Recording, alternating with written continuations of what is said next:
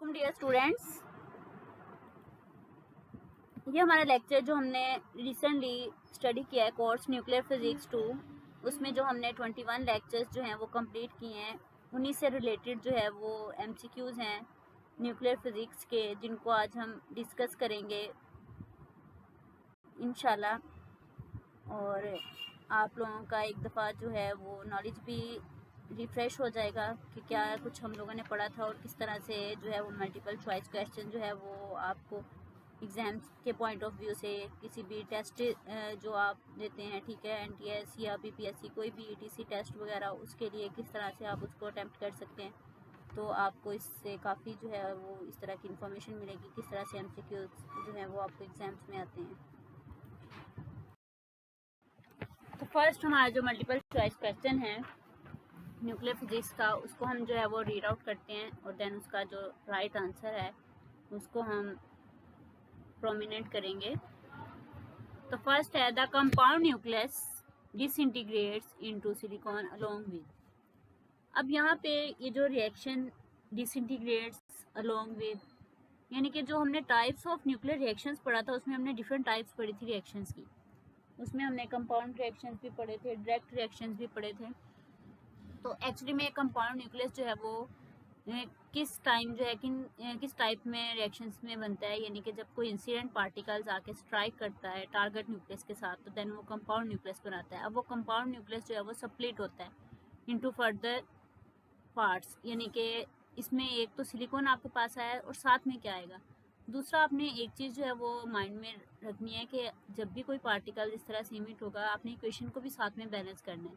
तो जब 28 atomic mass का जो है वो कंपाउंड न्यूक्लियस आपके पास बना है, तो आफ्टर रिएक्शन जो है वो 28 एटॉमिक मास के आपके पास जो है वो पार्टिकल्स जो हैं वो आएंगे डिसइंटीग्रेट्स इनटू सिलिकॉन 28 एटॉमिक मास। देखें आप, इसका सेम है। अब उसके साथ में क्या, जब कोई चीज़ सेपरेट होती है तो उसके साथ में क्या है, तो उसके साथ में कुछ रेडिएशन जो है वो इमिट होंगी। अब वो रेडिएशंस कौन सी हो सकती हैं, अल्फा रेस, बीटा रेस या फिर गैमा रेस या फिर कोई भी नहीं इनमें से। अब अल्फा रेस आपको पता है, अल्फा पार्टिकल्स भी इनको कहते हैं, तो उसका तो एटॉमिक मास होता है 4 और 2 हीलियम का, अगर हम बात करते हैं। तो बीटा रेस जो होते हैं वो भी हाई एनर्जी पार्टिकल्स होते हैं, इलेक्ट्रॉन्स होते हैं। और थर्ड जो हमारे पास ऑप्शन है वो गैमा रेस है, और हमें पता है ये गैमा रेस जो हैं वो एनर्जी होती है किसी भी आपके जो रेडिएशन जो हैं वो इमिट होती हैं वेवलेंथ्स की। तो इलेक्ट्रोमैग्नेटिक स्पेक्ट्रम में तो वो हमारे पास होती हैं वो गैमा रेज होती हैं जो in the form of energy emit होती हैं। तो यहाँ पे सिलिकॉन 28 के साथ जो है वो गैमा रेज जो है वो आपको मिलेंगी। तो इसको हम हाईलाइट कर देते हैं, ऑप्शन सी जो है वो करेक्ट आंसर है इसका। अब सेकंड क्वेश्चन देखें, सेकंड क्वेश्चन क्या है इसको देखें। When a neutron leaves the nucleus its mass, कि जब कोई न्यूट्रॉन जो है वो न्यूक्लियस को लीव करता है तो उसका मास। तो ये श्योर है कि जब भी कोई न्यूट्रॉन जो अगर न्यूक्लियस को लीव करेगा तो उसका मास जो है वो डिक्रीज होगा, यानी कि यहाँ पे ऑप्शन है वो ट्रिपल हो जाएगा, डिक्रीज होगा, इंक्रीज होगा या फिर सेम रहेगा। तो हमें पता है न्यूट्रॉन अगर लीव करेगा न्यूक्लियस को तो उसका मास जो है वो डिक्रीज हो जाएगा, बिकॉज हम जानते हैं कि न्यूक्लियस के अंदर number of protons and number of neutrons होते हैं। तो ये मास इसका क्या होगा, डिक्रीज करेगा। बी ऑप्शन इसका राइट आंसर है। अब क्वेश्चन नंबर 3 देखें।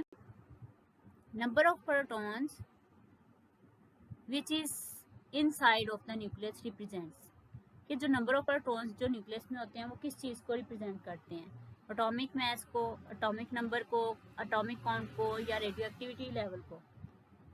तो अब हमें पहले तो इसका कॉन्सेप्ट होना चाहिए एटॉमिक मास, एटॉमिक नंबर क्या है। तो ये बेसिक सी टर्म्स हैं जो आप लोग पहले भी स्टडी करते हैं। जो एटॉमिक मास हमारे पास होता है वो number of protons plus number of neutrons होता है, ठीक है, और इसको हम न्यूक्लॉन्स भी कहते हैं, ठीक है।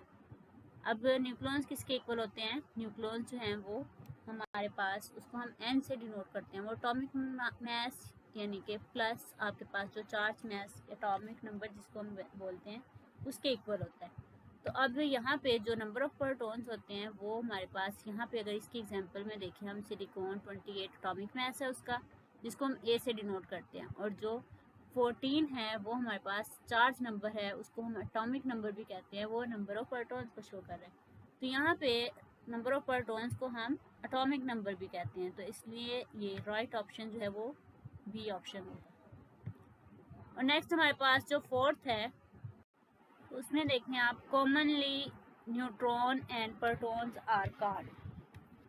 अभी जैसा कि मैंने आपको बताया कि न्यूक्लियस के अंदर नंबर ऑफ प्रोटॉन्स होते हैं और न्यूट्रॉन्स होते हैं, तो उसको हम एटॉमिक मास भी कहते हैं, ए से डिनोट करते हैं, और सेकंड हम उसको किलोन्स कहते हैं, which is equal to number of protons and neutrons. तो इस तरह से हमारे पास क्वेश्चन नंबर 4 का जो राइट आंसर होगा वो न्यूक्लियॉन्स होगा। और सेकंड जो हमारे पास न्यूक्लियर फिजिक्स है वो स्टडी ऑफ न्यूक्लियस हम मोस्टली इसमें करते हैं, और स्टडी ऑफ न्यूक्लियस में हमारे पास न्यूक्लियस के अंदर जो होते हैं वो न्यूक्लियॉन्स होते हैं, ठीक है। जैसे एटॉमिक मॉडल्स जो हम पढ़ते हैं, एटॉमिक स्टडी करते हैं, उसमें जो है वो इलेक्ट्रॉन्स को ज़्यादा करते हैं।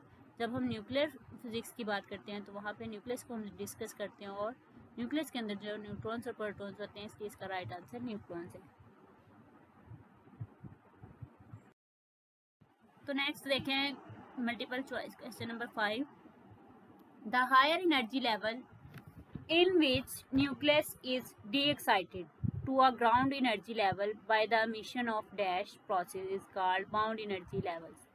कि जब हाई एनर्जी लेवल से लो एनर्जी लेवल में, यानी कि कोई भी आपके पास न्यूक्लियस है या कंपाउंड न्यूक्लियस है, वो हाई एनर्जी लेवल से जब ग्राउंड स्टेट में आता है, डी एक्साइट होता है, तो वो एमिशन करता है डैश, यानी कि गैमा रेज का, हीलियम न्यूक्लियस का, प्रोटॉन का, या फिर बीटा रेज का। तो एक चीज़ तो आप यहाँ पे कंफर्म रहे, बीटा रेज यानी कि जो हमारे पास नेगेटिव पार्टिकल्स हैं, तो इसमें हमारे पास जो है वो गैमा रेज जो हैं वो इमिट होती हैं, यानी कि emission of gamma rays. Helium nucleus, proton and beta rays में मैं यहाँ पे आपको एक चीज़ बता रही थी कि बीटा रेज का कॉन्सेप्ट, यानी कि नेगेटिव पार्टिकल्स का मीन कि आपके पास नेगेटिव चार्ज वाले पार्टिकल्स यानी कि इलेक्ट्रॉन्स का कॉन्सेप्ट होता है। यानी कि यहाँ पे हम जो न्यूक्लियर फिजिक्स है, न्यूक्लियस की स्टडी कर रहे हैं जिसमें नंबर ऑफ प्रोटॉन्स और न्यूट्रॉन्स हैं, तो ये वाला जो आपके पास ऑप्शन है ये तो वहीं पे जो है वो रॉन्ग हो गया, ठीक है। तो नेक्स्ट आपके पास प्रोटॉन, ठीक है, वो डिफरेंट कॉन्सेप्ट्स होते हैं। यहाँ जब हायर एनर्जी लेवल से डी एक्साइड होता है तो हमारे पास यहाँ पे हमने पढ़ा है अपने लेक्चर्स में कि गैमा रेज जो है वो मिशन होती है उसकी, तो इसका राइट आंसर जो है वो गैमा रेज है।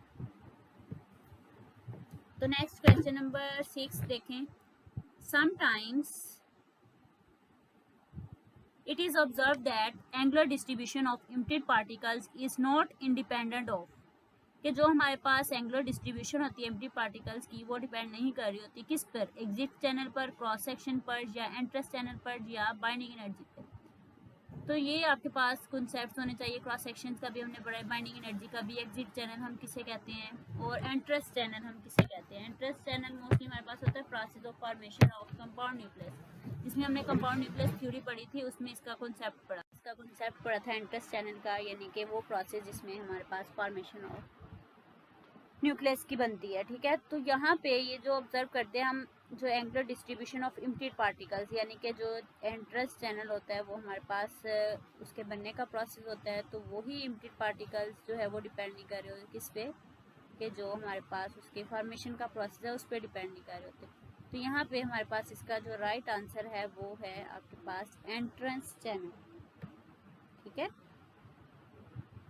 उसके बाद हमारे पास जो क्वेश्चन नंबर 7 है, द प्रोजेक्टाइल में lose dash nucleus in direct reactions. तो ये भी टाइप्स ऑफ न्यूक्लियर रिएक्शन जो आप लोगों ने पढ़ा है कि अगर कोई प्रोजेक्टाइल है तो वो लूज करता है डैश न्यूक्लियस को, कितने नंबर ऑफ न्यूक्लियस को जो है वो लूज करता है, 1 या 1 से ज़्यादा, या फिर तमाम न्यूक्लियस को जो है वो कर देता है, या फिर कोई भी न्यूक्लियस जो है वो इमिट नहीं करता, लूज नहीं करता। तो इसका भी हमने उसी टाइप ऑफ न्यूक्लियर रिएक्शन में इसमें हमने पढ़ा था कि वो एक या एक से ज़्यादा जो है वो न्यूट्रॉन्स को जो है न्यूक्लियस को वो इमिट करता है।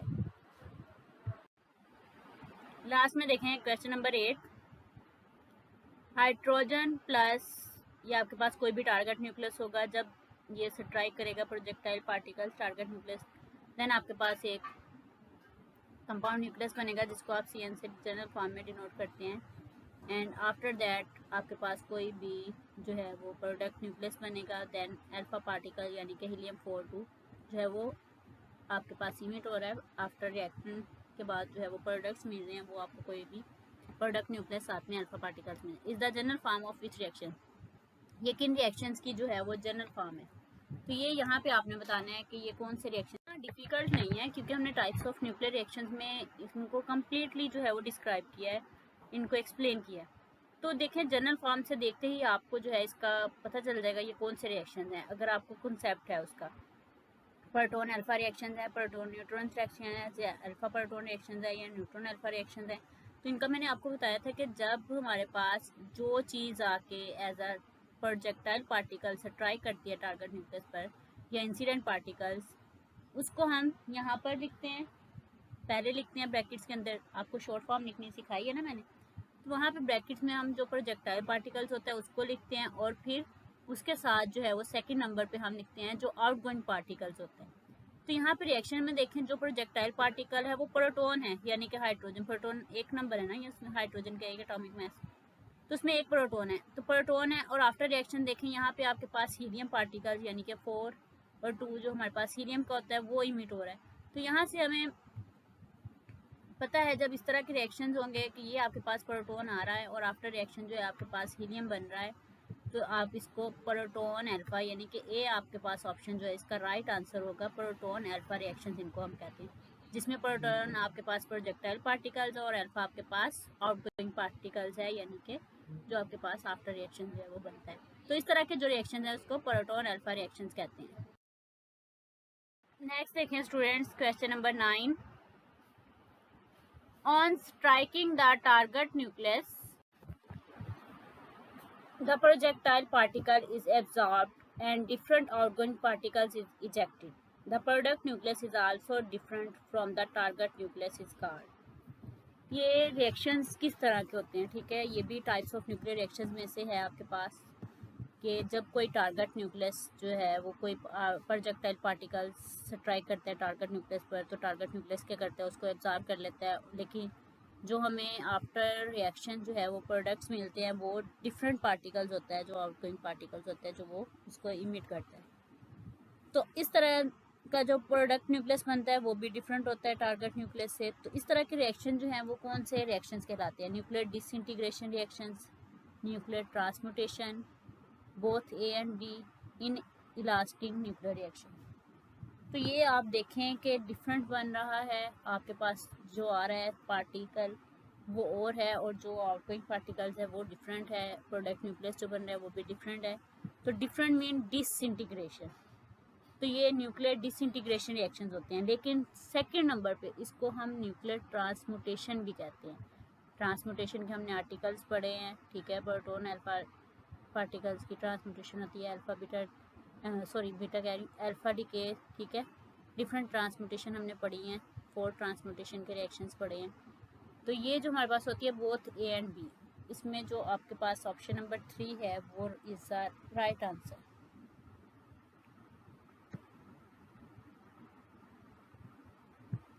नेक्स्ट देखें, ये आपके पास हाइड्रोजन है प्लस ऑक्सीजन का पार्टिकल जो आपके पास आफ्टर रिएक्शन बन रहा है, वो भी ऑक्सीजन का एक आइसोटोप्स बन रहा है, प्लस 3 जो है वो हाइड्रोजन के एटम्स जो है वो 3 उसका एटॉमिक मास है वो जो है वो इमिट हो रहा है।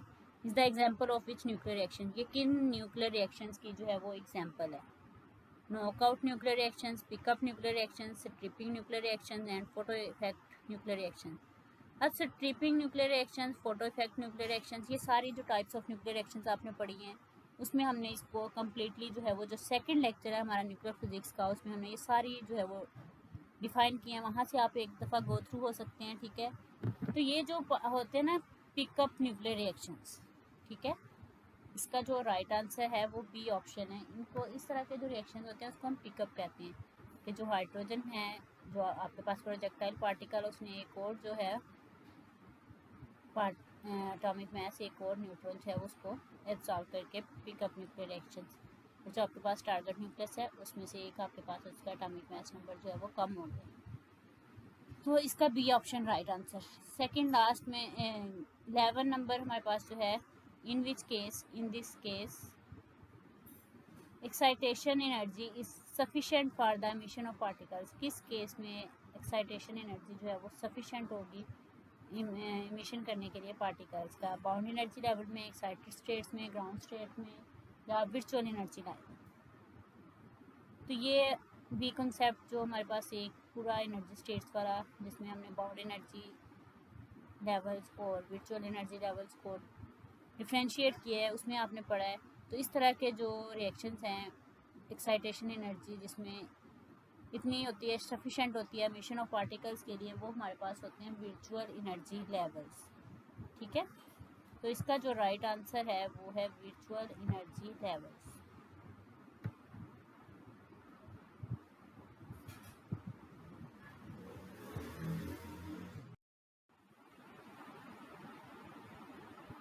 नेक्स्ट देखें हमारे पास जो क्वेश्चन नंबर 12 है, the parity of a nucleus is given as, कि न्यूक्लियस की पैरिटी जो है उसको हम किस तरह से करते हैं। तो ये law of conservation of nuclear reactions जो है हम लोगों ने पढ़ा था, लॉ ऑफ कंजर्वेशन, उसमें हम लोगों ने इसका फार्मूला जो है वो उसको डिस्कस किया था, पढ़ा था, पैरिटी के बारे में कंसेप्ट किया था कि पैरिटी जो है वो अगर ऑड होगी आफ्टर रिएक्शन भी ऑड ही रहेगी, अगर इवन है तो वो इवन रहेगी।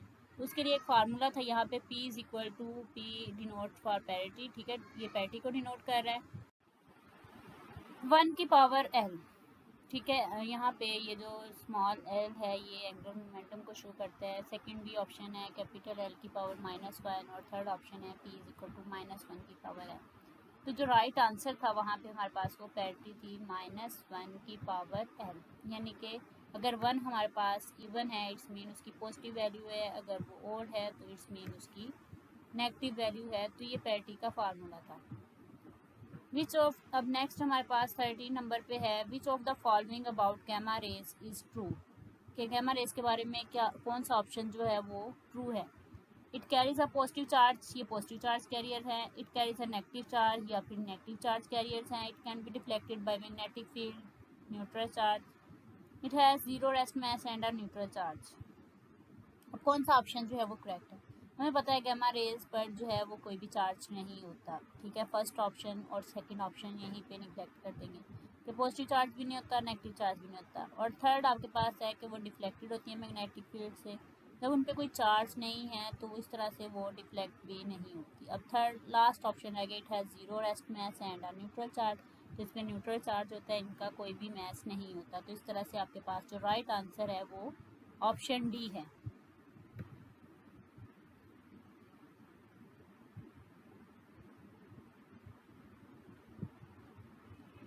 नेक्स्ट आप लोगों के पास है, when a nucleus emits alpha particles its atomic mass decreases by dash 2, 4, 6 और 0। अब अल्फा पार्टिकल्स की बात हो रही है, तो अगर अल्फा पार्टिकल्स इमिट होगा तो उसका एटॉमिक मास डिक्रीज करेगा, किस तरह से, 2, 4, 6 या फिर 0। अब हमें पता है कि अल्फा पार्टिकल्स पर जो चार्ज होता है वो एटॉमिक मास जो होता है उसका वो 4 होता है।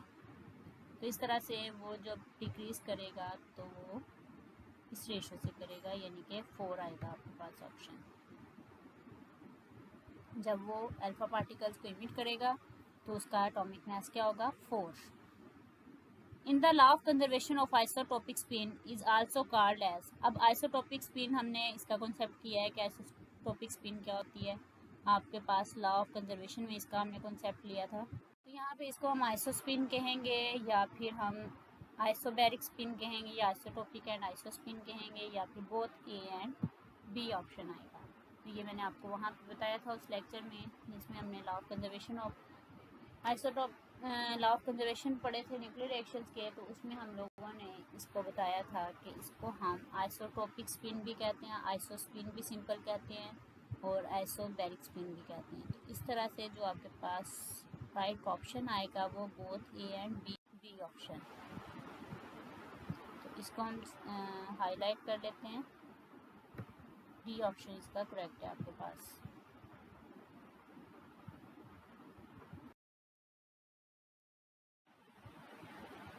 नेक्स्ट देखें क्वेश्चन नंबर 16। ये आपके पास हाइड्रोजन है, यानी कि प्रोटॉन है, प्लस ऑक्सीजन है, और दोनों का यानी कि प्रोजेक्टाइल पार्टिकल जब स्ट्राइक करता है आपके पास टारगेट न्यूक्लियस पे, देन एक कंपाउंड न्यूक्लियस बन रहा है फ्लोरीन, जिसका एटॉमिक मास है 19 और एटॉमिक नंबर यानी कि चार्ज नंबर 9 है। आफ्टर एक्साइटेशन वो कन्वर्ट हो जाता है, सेपरेट हो जाता है, एक न्यूट्रॉन जो है वो इमिट करता है, और साथ में फ्लोरीन का ही एक आइसोटोप्स जिसका एटॉमिक मास जो है वो 18 है वो करता है। Is the example of each nuclear reaction, ये किन न्यूक्लियर रिएक्शंस की एग्जाम्पल है। अब यहाँ पे वही कंसेप्ट जो मैंने आपको बताया है कि देखना है कि आपके पास प्रोजेक्टाइल पार्टिकल क्या है, प्रोटॉन है, ठीक है, 1 एटॉमिक मास है इसका, और आफ्टर रिएक्शन क्या चीज़ इमिट हो रही है, न्यूट्रॉन, ठीक है। तो हमें पता है शॉर्ट फॉर्म में हम क्या लिखते हैं, पहले जो आपके पास प्रोजेक्टाइल पार्टिकल है प्रोटॉन है, और आउटगोइंग पार्टिकल्स है यानी कि न्यूट्रॉन है। तो यहाँ पे आप इन सबको देखने की आपको इसकी नहीं ज़रूरत, यानी कि यहीं से आपको कंफर्म हो जाएगा कि जो इसका राइट आंसर है वो ए ऑप्शन है, प्रोटॉन न्यूट्रॉन रिएक्शंस। गैमा वाला नहीं है क्योंकि गैमा पार्टिकल्स आके प्रोजेक्टाइल टारगेट न्यूक्लियस पर नहीं फॉल कर रहा है, इसमें भी गैमा आ जाएगा, इसमें न्यूट्रॉन प्रोटॉन आ जाएगा, ये इसके ऑपोजिट हो जाएगा। लेकिन आपको अगर कॉन्सेप्ट क्लियर होगा कि फर्स्टली जो प्रोजेक्टाइल पार्टिकल है उसको हम राइट करते हैं और देन हम आउटगोइंग पार्टिकल्स को, तो फिर आप इसको ए ऑप्शन जो है वही राइट आंसर है। अब नेक्स्ट क्वेश्चन नंबर 17 है, if parity is odd before nuclear reaction then it should be, कि अगर पैरिटी जो है वो ऑड है न्यूक्लियर रिएक्शन स्टार्ट होने से पहले तो आफ्टर बी ओड ही होगी। ये इसका हमने कॉन्सेप्ट पढ़ा है लॉ ऑफ कंजर्वेशन में, क्योंकि उसने लॉ ऑफ कंजर्वेशन उसको भी बैलेंस करना है कि बिफोर रिएक्शन अगर वो इवन है तो फिर आफ्टर रिएक्शन भी इवन, अगर पैरिटी ओड है तो आफ्टर रिएक्शन भी ओड ही होगी। इवन आफ्टर न्यूक्लियर रिएक्शन वो इवन होगी, after nuclear reaction no, odd after nuclear reaction neither even और ओड, या नेगेटिव आफ्टर न्यूक्लियर रिएक्शन। तो इसका जो राइट ऑप्शन होगा वो आपके पास होगा ओड आफ्टर न्यूक्लियर रिएक्शन, यानी कि बी ऑप्शन जो है वो आपके पास राइट ऑप्शन है इसका।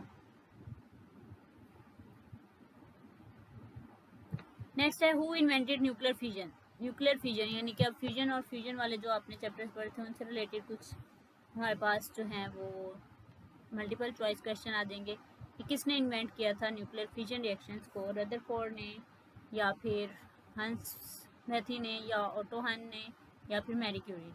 तो इसका राइट ऑप्शन है ऑटो हन। नेक्स्ट है question number 19, in which of the following processes are neutrons emitted, किस प्रोसेस में हमारे पास जो है वो न्यूट्रॉन्स इमिट होते हैं। तो ये हमने डिटेल में हमने न्यूक्लियर फिशन वाले रिएक्शन जो हैं उनको डिटेल में डिस्कस किया है, तो हमें पता है इन्वर्स बीटा डिके रिएक्शन हमने नहीं पढ़े, ठीक है, न्यूक्लियर फ्यूजन पढ़ा है या फिर फिशन रिएक्शन पढ़े हैं, स्पॉन्टेनियस फिशन या फिर न्यूक्लियर फ्यूजन। तो जो न्यूक्लियर फ्यूजन है उसमें हमारे पास आफ्टर रिएक्शन जो है वो न्यूट्रॉन जो है वो इमिट होते हैं। तो इस तरह से राइट ऑप्शन हमारे पास क्या है इसका, बी ऑप्शन है न्यूक्लियर फ्यूजन।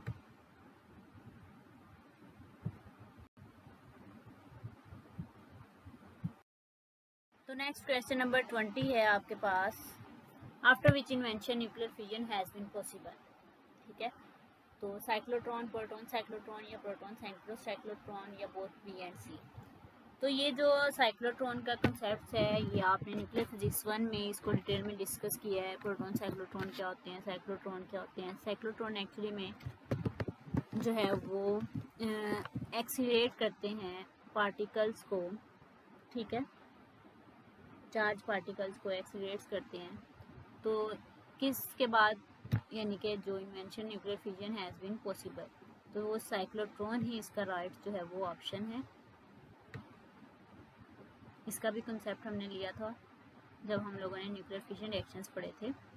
नेक्स्ट आपके पास है question number 21, if kinetic energy is equal to 20 mega electron, अगर काइनेटिक एनर्जी 20 मेगा इलेक्ट्रॉन है, value of gamma is 1 femtometre और गैमा की वैल्यू जो है वो 1 फेम्टोमीटर है, then the probability of direct nuclear reaction is, direct nuclear reactions की probability क्या होगी अगर उसकी एनर्जी जो है वो 20 मेगा इलेक्ट्रॉन वोल्ट है और गैमा जो है वो भी 1 फेम्टोमीटर है। तो probability of direct nuclear reaction की क्या होगी, ये हम लोगों ने पढ़ा है कि अगर लार्ज एनर्जी होगी तो उसकी प्रोबेबिलिटी भी जो है लार्ज होगी। इसका फार्मूला भी हम लोगों ने डिस्कस किया था डायरेक्ट न्यूक्लियर रिएक्शंस की थ्योरी में, जिसमें हमने प्रोबेबिलिटी कैलकुलेट करने का वो फार्मूला भी पढ़ा था। तो डायरेक्ट रिएक्शन था उसका प्रोबेबिलिटी के साथ। तो इसमें आपके पास इसका राइट ऑप्शन आ जाएगा, उसको भी आप देख सकते हैं। इसको फर्दर डिटेल्स इसकी जानने के लिए आप उस हमारे जो लेक्चर्स का है उसको आप एक दफ़ा उसको ओवरव्यू कर लें। तो वेरी लार्ज आएगा कि अगर ज़्यादा होगी तो उसकी प्रोबेबिलिटी भी ज़्यादा होगी। Why semi empirical formula. Next 22 है, why semi empirical formula for mass and binding energy can not be applied to lighter nuclei. कि हम सेमी एम्पेरिकल फार्मूला जो है वो मास और एनर्जी का, उसको हम क्यों नहीं अप्लाई करते लाइटर न्यूक्लियाई पे। Volume surface effects are small, symmetric effects are small, या volume surface effects are large. Volume surface effects ज़्यादा होते हैं या फिर कम होते हैं, या सिमेट्रिक इफेक्ट्स की वजह से, किसकी वजह से हम लाइटर न्यूक्लियाई अप्लाई नहीं करते। तो एक तो फर्स्ट इसका सरफेस इफेक्ट्स की वजह से, कि सरफेस इफेक्ट्स उस पर स्मॉल होते हैं क्योंकि वो लाइटर न्यूक्लियाई या हैवी न्यूक्लियाई होगा तो उस पर सरफेस इफेक्ट्स भी ज़्यादा होंगे। सिमेट्रिक इफेक्ट्स आर स्मॉल, वो भी अगर कम है लाइटर न्यूक्लियाई तो उसमें कम है, ठीक है। अगर सरफेस इफेक्ट्स लार्ज होंगे तो फिर तो हम नहीं, ठीक है। वाई का वर्ड यूज़ हुआ है ना, तो इसके लिए both A and B option जो है वो राइट आंसर हमारे पास आएगा। Both A and B option, जिसमें स्मॉल इफेक्ट सरफेस के होंगे, सिमेट्रिक इफेक्ट्स होंगे, उस पर हम जो है वो अप्लाई नहीं कर सकते। नेक्स्ट स्टूडेंट्स देखें, हमारे पास क्वेश्चन नंबर 23 है, liquid drop model was propose by which scientist. Liquid drop model को किस साइंटिस्ट ने जो है वो प्रपोज किया था। ये लिक्विड ड्रॉप मॉडल का जो हमारा लेक्चर है उसमें भी मैंने स्टार्टिंग में बताया था कि किस साइंटिस्ट ने जो है वो इसको प्रपोज किया था, यानी कि Albert Einstein, Isaac Newton, Rutherford या फिर नील बोहर। तो इसका राइट ऑप्शन है नील बोहर। तो इसको हम हाईलाइट कर लेते हैं, D option is correct answer. The distance between two separated fragment is, ठीक है, distance between two separated fragment, कि दो सेपरेटेड अगर फ्रैगमेंट्स है तो उनके दरमियान में डिस्टेंस जो है वो लार्ज होगा, स्मॉल होगा, या फिर जीरो होगा, या नो डिस्टेंस होगा। तो इसका राइट ऑप्शन है ए, स्मॉल होगा, ठीक है। ये हम लोगों ने उसमें पढ़ा है बोहर-विलर्स थ्योरी में कि कितना डिस्टेंस होता है, उसमें उसकी स्टेजेस होती हैं, तो उन स्टेजेस के अकॉर्डिंग फिर हम लोग बताते हैं कि फर्स्ट स्टेज है तो कितना डिस्टेंस है, नेक्स्ट स्टेज में कितना होगा। व्हेन फ्रैगमेंट्स, नेक्स्ट है 25, when fragments are separated the Coulomb energy is. जब फ्रैगमेंट्स सेपरेट हो जाते हैं तो कूलम एनर्जी की क्या वैल्यू होगी, जीरो होगी, मिनिमम या मैक्सिमम। तो आप लोगों को पता है जब सेपरेटेड हो गए हैं प्रोटॉन्स की, वो फ्रैगमेंट्स जो है वो सेपरेटेड हो गए हैं तो उनमें कूलम एनर्जी की वैल्यू जो है वो जीरो होती है।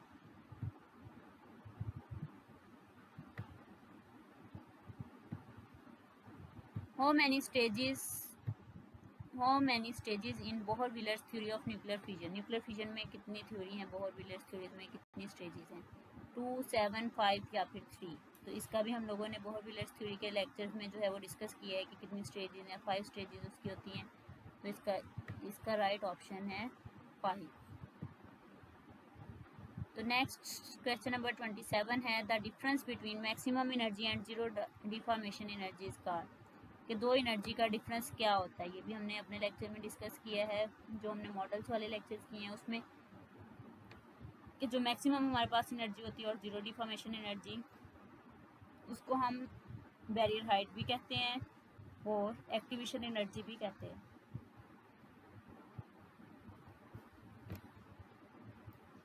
तो इस तरह से हमारे पास जो इसका डी ऑप्शन है वो उसका राइट ऑप्शन है, both B and C.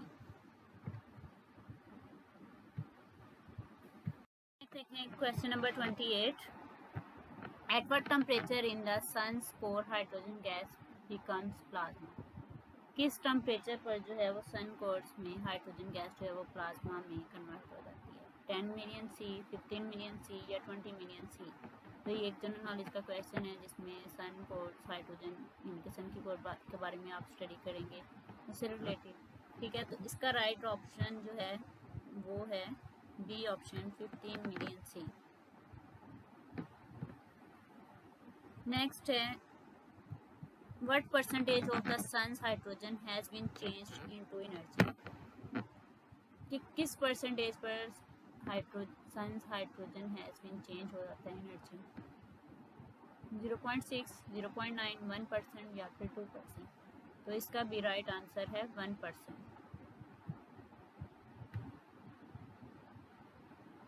C option correct answer. Next है, in suns inner core how much hydrogen is fuses each second. के जो सन की इनर कोर है उसमें कितने परसेंट जो है वो हाइड्रोजन फ्यूजेस होती है हर सेकंड के बाद?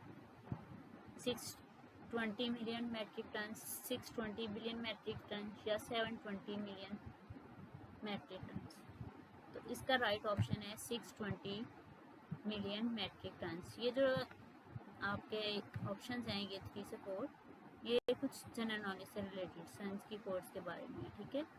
तो इसको भी आप देख सकते हैं क्योंकि न्यूक्लियर फिजिक्स से रिलेटेड हम सारा पढ़ रहे हैं तो उसमें भी ये आ जाते हैं अगर फर्दर स्टडी में हम जाएं, तो इसलिए इसको भी आपने एक दफ़ा देखना है। देखिए question number 31। Nuclei in nuclei में clanking contact and separate immediately when undergoing कि किन रिएक्शंस में जो न्यूक्लियाई है वो क्लैंकिंग कॉन्टैक्ट करता है एंड सेपरेट हो जाता है इमीडिएटली? फिशन रिएक्शंस में, डायरेक्ट न्यूक्लियर रिएक्शन में, कंपाउंड न्यूक्लियर रिएक्शन में, फ्यूजन रिएक्शन में। तो ये फिशन एंड फ्यूजन रिएक्शंस का भी हमने लेक्चर जो है वो डिस्कस किए हैं, डायरेक्ट न्यूक्लियर रिएक्शंस का भी, कंपाउंड न्यूक्लियर रिएक्शंस भी पढ़े हैं। तो आप लोगों को ये सेम जो है वो वर्डिंग इस तरह से मैंने करवाया भी है कि किस रिएक्शन में इस तरह से होता है। तो वो हमारे पास जो direct theory of nuclear reaction हमने पढ़ा है तो उसमें हमने ये बताया है कि में क्लैंकिंग कॉन्टैक्ट करते हैं, यानी कि दो जो न्यूक्लियाई हैं वो आपस में इस तरह से मिलते हैं, देन फिर वो इमीडिएटली सेपरेटली हो जाते हैं, तो वो डायरेक्ट न्यूक्लियर रिएक्शन में होता है।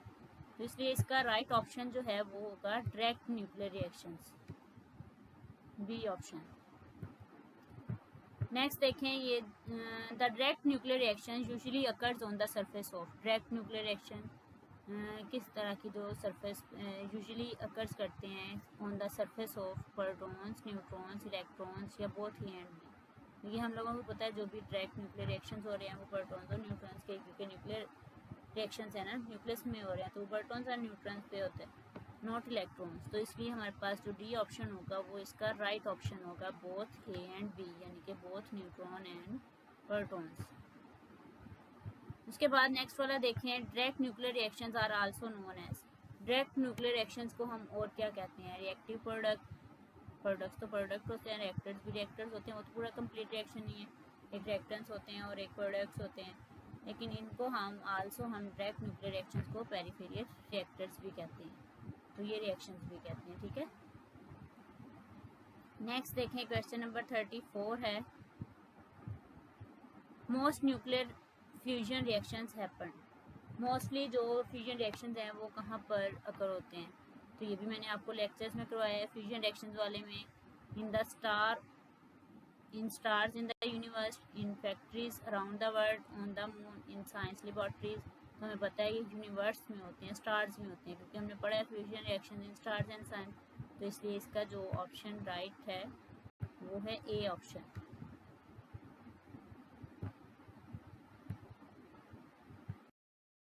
नेक्स्ट देखें स्टूडेंट क्वेश्चन नंबर 35।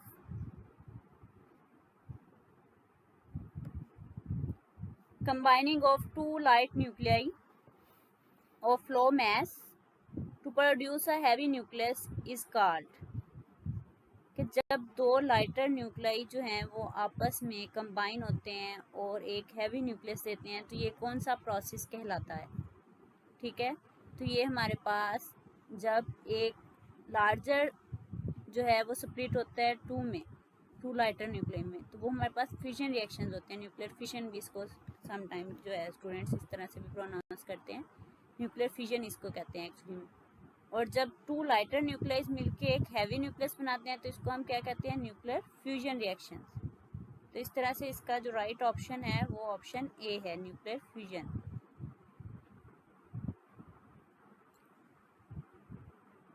नेक्स्ट देखें, what type of reaction take place in सन।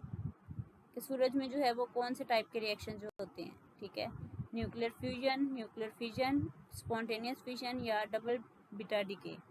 तो हमें पता है इसका भी कि सूरज में जो है सन में वो भी फ्यूजन रिएक्शंस होते हैं, जो प्रोटॉन्स होते हैं वो मिलके एक लार्जर न्यूक्लियस बनाते हैं हीलियम, देन वो इसी तरह से प्रोसेस चलता रहता है, हीट एनर्जी प्रोड्यूस होती है और उससे ये प्रोसेस फर्दर जो है वो कंटिन्यू रहता है, जिससे हमें लाइट रेज जो हैं वो मिलती हैं और हम इसको सोलर पैनल के थ्रू जो है वो इलेक्ट्रिसिटी में कन्वर्ट करते हैं। तो एक्चुअली में जो सूरज है वहाँ पे न्यूक्लियर फ्यूजन का प्रोसेस जो है वो हो रहा होता है, ठीक है। नेक्स्ट देखें, the neutrons slowed on by moderators are called as. ये न्यूक्लियर रिएक्टर्स वाला जो हमने लेक्चर्स पढ़ा था उसमें हमने इसको वो देखा था कि मॉडरेटर्स हम जो है वो किसे कहते हैं, उनका क्या वर्क है, उसकी वर्किंग में उसको भी आप एक दफ़ा रिवाइज कर सकते हैं, देख सकते हैं उस लेक्चर को। तो जो न्यूट्रॉन्स होते हैं वो स्लो डाउन कर देते हैं बाय मॉडरेटर्स के थ्रू। वो कौन से न्यूट्रॉन्स कराते हैं, slow neutrons, thermal neutrons, fusion neutrons या फिर मॉडरेटेड न्यूट्रॉन्स। तो ये हमारे पास होते हैं thermal neutrons.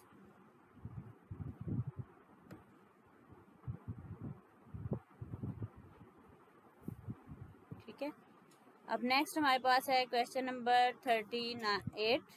An atom bomb is a, atom bomb किसकी एग्जांपल है, कंट्रोल फ्यूजन रिएक्शंस की, अनकंट्रोल फ्यूजन रिएक्शन की, या कंट्रोल फ्यूजन रिएक्शंस की, या अनकंट्रोल फ्यूजन रिएक्शन की।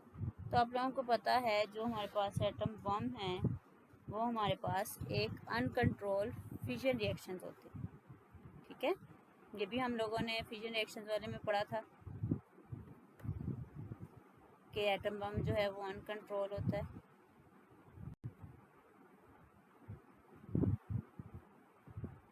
और लास्ट में आपके पास है question number 39। What type of reaction takes place in stars, nuclear fusion, nuclear physics, nuclear fusion, nuclear fusion and spontaneous fission, double beta DK.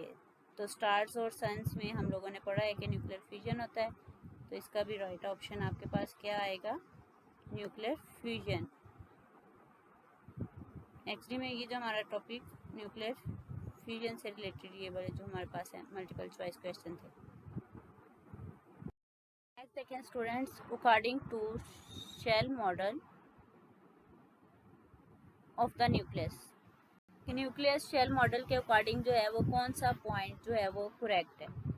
Magic number exist, nucleons interact with their nearest neighbours only, के nucleons interact करते हैं nearest neighbour से, या फिर nucleons in a nucleus interact with a general force field. और last में option D है, large electronic quadrupole movement exist for certain nuclei.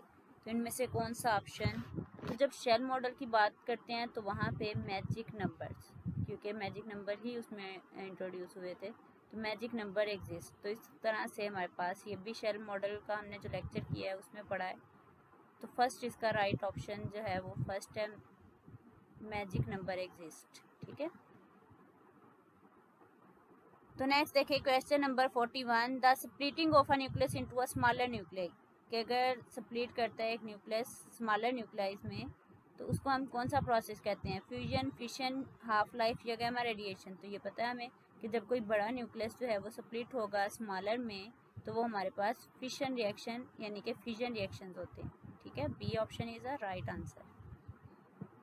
Next देखें question number 42, fusion is the reaction in which two atoms of hydrogen combine together or fuse to form an atom of dash। कि fusion reaction में क्या होता है, दो hydrogen के atoms मिलते हैं इकट्ठे तो और फ्यूज होते हैं और क्या बनाते हैं, to form an atom of hydrogen, oxygen, helium या फिर कार्बन। तो हमें पता है ये हमने पूरा प्रोसेस एक पढ़ा है, वो हीलियम जो है उसको बनाते हैं, हीलियम का एटम। इस तरह से राइट ऑप्शन इसका सी ऑप्शन, हीलियम, ठीक है। नेक्स्ट देखें स्टूडेंट्स, क्वेश्चन नंबर है हमारे पास 43, multiple choice question. Fusion process release renewable energy, क्या ये करेक्ट है कि फ्यूजन प्रोसेस में जो है वो रिन्यूएबल एनर्जी जो है वो रिलीज होती है, ट्रू है या फिर फॉल्स। तो ये हम लोगों ने फ्यूजन रिएक्शन वाले प्रोसेस में पढ़ा है कि ये फॉल्स है। तो इस तरह से right answer B option false. Next देखें question number 44, mass number remains same but charge number varies, the reaction is called, कि जिसमें मास नंबर सेम रहता है लेकिन चार्ज नंबर जो है वो वेरी करता है, यानी कि डिफरेंट हो सकता है या वेरी करेगा। तो वो रिएक्शंस कौन से कहलाते हैं, exchange reaction, transfer reactions, kick out reactions या नन ऑफ दीज। तो इस तरह के जो रिएक्शंस होते हैं वो एक्सचेंज रिएक्शंस कहलाते हैं। Right option is A option, जिसमें मास नंबर सेम रहे लेकिन चार्ज नंबर जो है वो एक्सचेंज हो जाए, वेरी करे यानी कि, तो उसको एक्सचेंज रिएक्शन कहते हैं। नेक्स्ट देखें question number 45, nucleus is compared with the liquid drop model because of wing.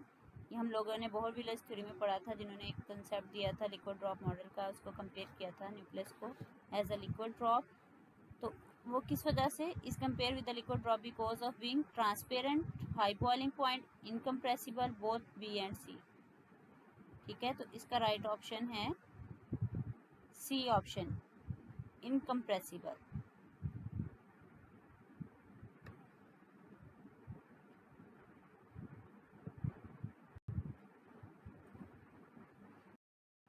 तो स्टूडेंट्स ये थे हमारे न्यूक्लियर फिजिक्स 2 जो हम लोगों ने कोर्स पढ़ा, स्टडी किया, उससे रिलेटेड MCQs।